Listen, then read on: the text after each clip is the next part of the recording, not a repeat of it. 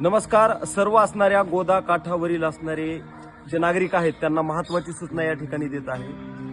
विशेषतः गोदावरीचा असणारा जो पूर आहे तो ओसरत चाललेला आहे आणि ही अत्यंत दिलासादायक अशा प्रकारची गोष्ट आहे. म्हणजे एक प्रकारची जीविताची जी हानी आहे त्यापासून आपण वाचलेलो आहोत, परंतु आपल्या समोर अनेक असणाऱ्या आरोग्याच्या असणाऱ्या ज्या समस्या आहेत त्या उद्भवण्याची दाट शक्यता आहे. म्हणजे एकदा पूर परिस्थिती येऊन गेल्याच्या नंतर त्या ठिकाणचं असणारं जे आरोग्य आहे तर ते खराब होत असताना दिसत असतं. म्हणजे मलेरिया असेल, डेंग्यू असेल, टायफॉइड असेल, गॅस्ट्रो असेल, अशा प्रकारचे असणारे जे आजार आहेत तर ते त्या ठिकाणी उद्भवत असतात.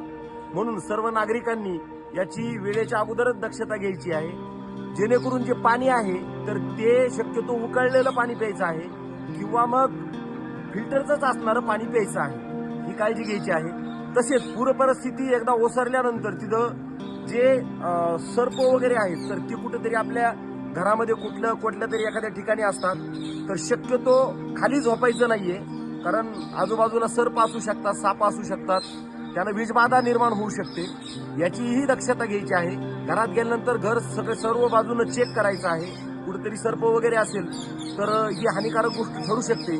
महत्वाची असणारी जी सूचना आहे ती प्रत्येकाने पाळायची आहे, असं मी गोदा काठचे असणारे जे सर्व नागरिक आहेत, गावकरी आहेत, त्यांना या ठिकाणी सूचित करत आहे. जय हिंद.